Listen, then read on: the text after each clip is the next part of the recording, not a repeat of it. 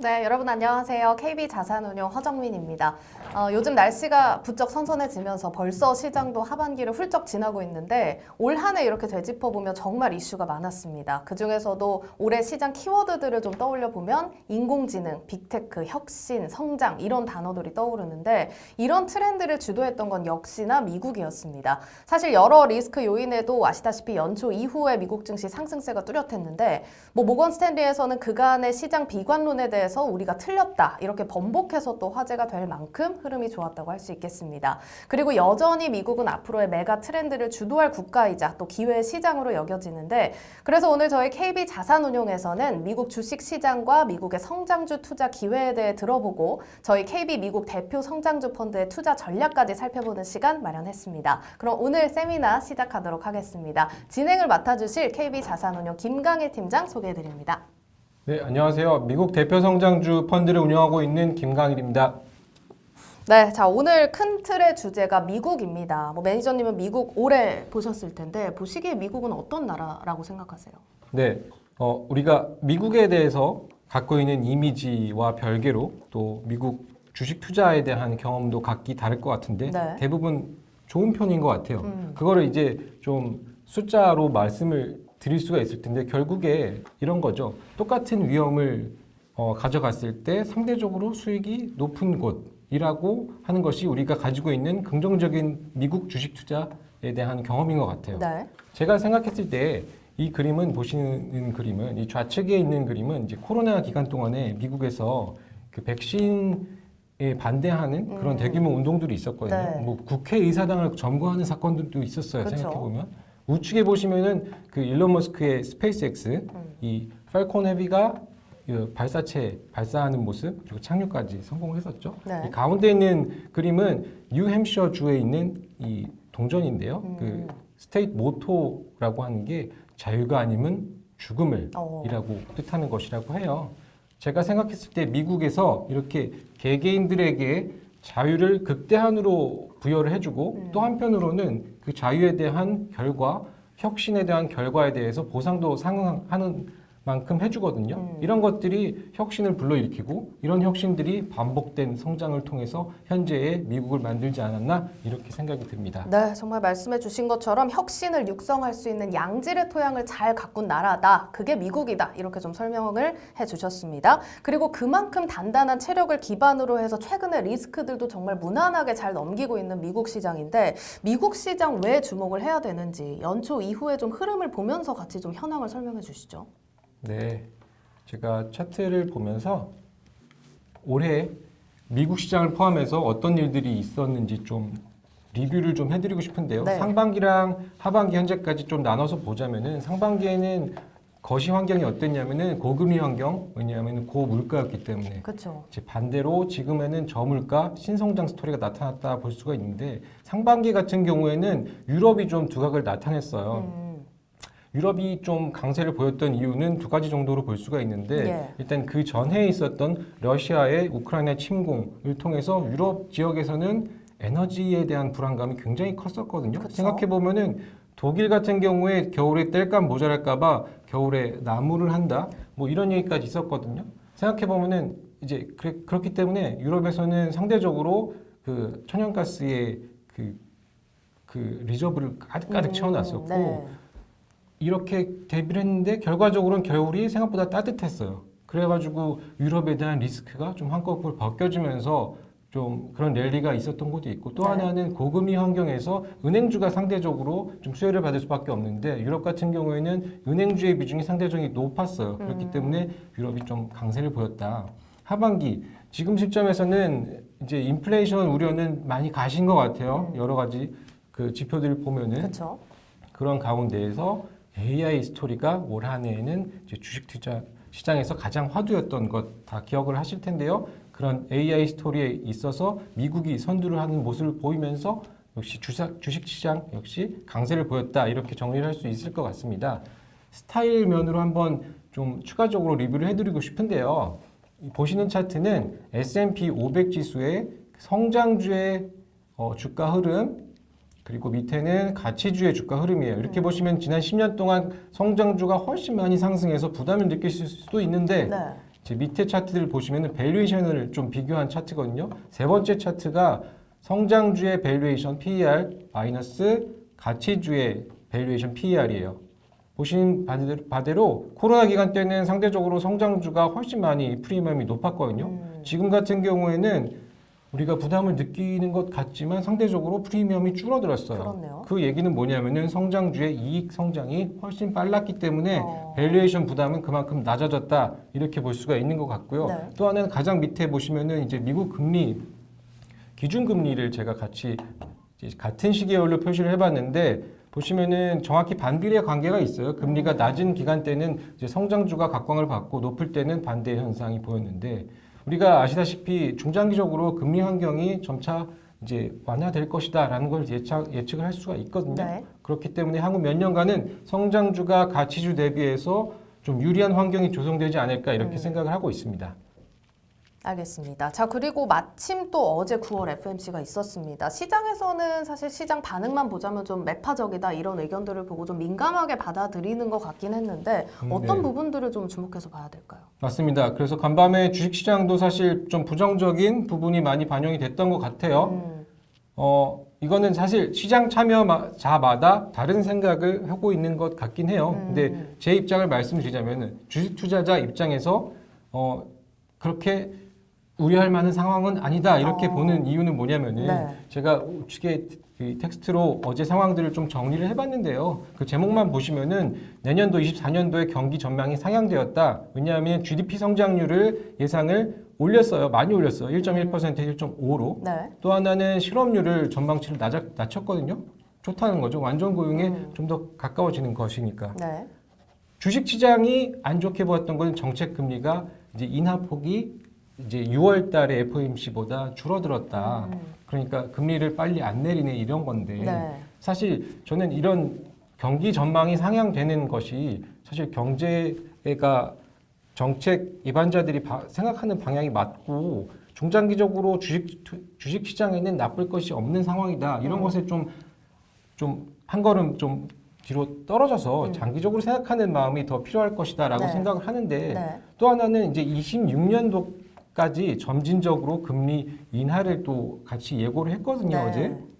그렇기 때문에 경착륙보다는 연착륙에 더 가까워진다. 그렇기 때문에 금리 인상을 통화 완화 필요성이 그렇게 더 높지는 않다. 이런 것들을 해석하자면은 뭐 단기 충격으로 우리가 해석하는 게 맞지 않나 이렇게 생각이 듭니다. 네, 일단 뭐 시장에서는 경계감이 있는 모습이긴 했지만 말씀해주신 대로 중장기적인 경기 전망을 보면은 생각보다는 좀 우려를 덜 수 있지 않을까 하는 생각이 듭니다. 이렇게 특히 뭐 인플레이션에 대한 우려도 좀 덜어가고 있고 경기에 대해서도 이전보다는 좀 낙관적인 전망들이 많이 제시가 되면서 미국 증시 뭐 앞서서도 보셨지만 하반기 들어서 흐름이 정말 좋았습니다. 그리고 이 좋은 흐름에 또 기폭제가 됐던 게 미국 기업들의 실적이었는데 미국 기업들 실적도 체크를 해봐야겠죠. 네, 어제 FOMC 나오기 전까지만 해도 이제 실적에 대한 얘기가 가장 많았던 것 같아요. 네. 제가 블룸버그 컨센서스 기준으로 좀 말씀을 드리면은 EPS 예상치를 보시면은 연초에는 S&P 500에 상장되어 있는 주식들의 EPS가 210달러였는데 현재는 215달러로 예상이 되고 있어요. 네. 아까 말씀하신 모건 스탠리 같은 경우는 연초에 180까지 하락할 것이다 예상을 했다가 번복을 한 경우였겠죠. 오히려 올랐는데 그 큰 오름폭이 그렇게 또 크진 않아요. 그럼요. 왜냐하면은 그 오름폭이 이제 빅테크 쪽에서 많이 가져갔기 때문이겠죠. 보시면 밑에 이제 실제 주가 지수와 예상 목표 주가를 이제 같이 그려놓은 차트를 보시면요, 현재 이제 코로나 기간 동안에는 이제 주가가 떨어졌을 때는 목표 주가가 많이 늘어나고, 현재 같은 경우에는 그렇게 높지도 낮지도 않은 수준이다. 그래서 아까 밸류에이션 차트에도 말씀드렸지만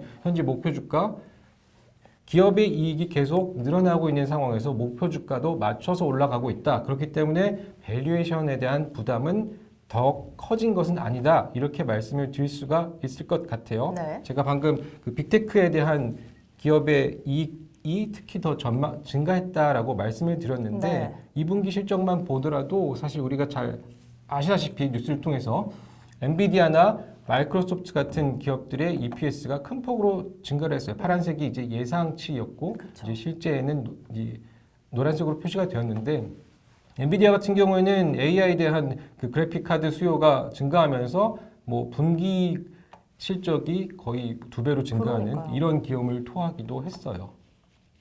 그렇군요. 일단 뭐 지금 말씀해 주신 대로 일단 뭐 테크 기업들 실적 더 살펴보고 있는데 클라우드 투자 비중도 좀 확대되는 흐름이네요. 맞습니다. 방금 말씀드리다시피 그 2분기 실적을 발표하면서 CEO들이 어떤 얘기까지 같이 했냐면 이제 전망을 얘기하면서 AI 빅테크 기업들의 클라우드 투자에 대한 얘기를 하는데 보통 우리가 클라우드 투자라고 하면은 좀 산업 전반적인 수요를 얘기를 해요. 그래서 투자를 더 확대한다라고 하면은 뭐 테크 수요가 전반적으로 좋아진다. PC, 스마트폰 할 것이 다 좋아진다라고 해석을 할 수가 있는데 이 전체 올해 같은 경우에는 그 양이 작년보다 많이 늘어나진 않았어요. 우리가 근데 주목해야 될 부분이 이 노란색으로 표시한 부분이거든요. 네. AI 캐펙스는 그 비중이 점차 많이 늘었어요. 작년에 비해서. 내년 같은 경우에는 더 늘어나고 있거든요. 네. AI 비중이 전체 클라우드 캐펙스에서 차지하는 비중이 30% 이상이 될 것이다. 그러니까 지금 현재 테크 기업들의 실적이 좋아지고 있는데 그 기업들이 주목하고 있는 분야는 AI다. 이렇게 말씀을 드릴 수 있을 것 같아요. 네.